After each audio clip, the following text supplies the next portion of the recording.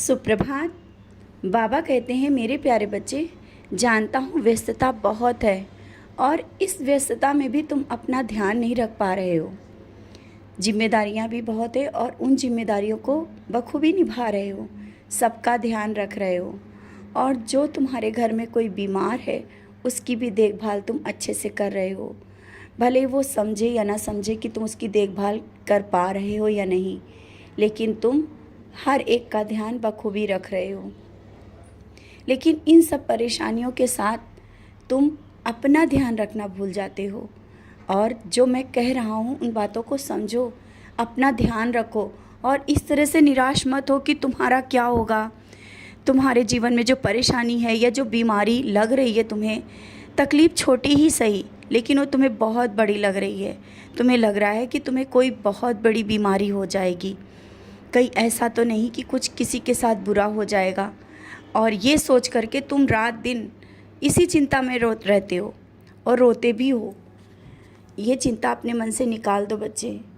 नकारात्मक विचार हैं तुम्हारे और तुम्हारे कर्म ऐसे तो नहीं कि कोई तुम्हारे घर में कोई विपदा आ सकती है या कोई बड़ी बीमारी हो सकती है।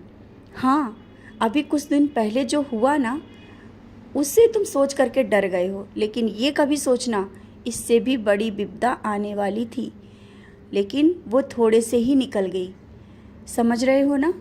तो अब मत निराश हो। जब मैं तुम्हारे साथ खड़ा हूँ तो फिर तुम्हें क्यों डर और क्यों डरते हो? तुम्हारी ये जो भक्ति है, अटूट भक्ति और जो सेवा है, भले ही तुम्हें कोई तकलीफ़ हो लेकिन तुम मेरी सेवा से पीछे नहीं हटते हो। यहाँ तक तुम्हें मंदिर भी जाना पड़े और कितना भी दर्द हो, तुम हंसते हुए आते हो। ऐसा भी हुआ और तुम्हारा वो दर्द भी गायब हुआ। छोटे छोटे चमत्कार तो तुम्हारे जीवन में होते रहते हैं। शायद तुमसे जब लोग पूछते हैं कि चमत्कार बताओ, तो तुम्हें सोचना पड़ता है कि तुम्हारे जीवन में तो हर पल बहुत कुछ होता रहता ही है, हर पल कुछ होता रहता है। लेकिन तुम उन सोच में पड़ जाते हो कौन सा बताऊं और कौन सा ना बताऊं।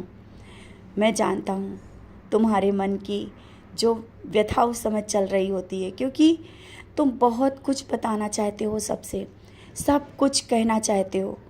लेकिन कुछ लोग तुम्हारी बात को समझते हैं, कुछ नहीं समझते हैं।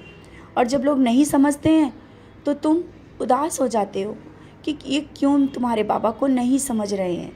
तो चिंता ना करो, समय है, समय के साथ चीज़ें सही होंगी।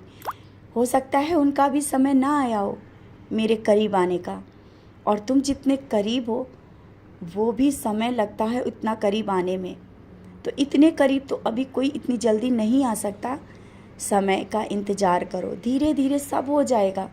तुम चाहते हो पूरा परिवार मेरे चरणों में बैठे तुम्हारे साथ। जैसे तुम बैठते हो वैसी ही सेवा, वैसे ही भाव सबके मन में हो, अवश्य होंगे। धीरे धीरे मैं खींच रहा हूँ और ये तुम्हारे कर्म हैं। तुमने अपने कर्मों के द्वारा ही बहुत कुछ अपने जीवन में सही किया है और लोगों के जीवन में भी खुशियाँ ला रहे हो। तो जैसा तुम चाहते हो वैसा ही होगा। और हाँ, जब बाहर जाते हो तो सोचते हो कि बाबा कैसे रहेंगे और कैसी सेवा करेंगे, इसी चिंता में परेशान होना। चिंता मत करो, जब तुम बाहर जाते हो मैं तो तुम्हारे साथ चल देता हूँ और तुम्हारे साथ ही रहता हूँ। और जब किसी के घर पे तुम गए और सोच रहे थे कि स्नान कैसे कराऊँ, तुमने अपने मन में जो सोचा ना, मुझे उस पल याद किया, सब मेरा सेवा हो गई थी। स्नान भी हो गई और सेवा भी हो गया।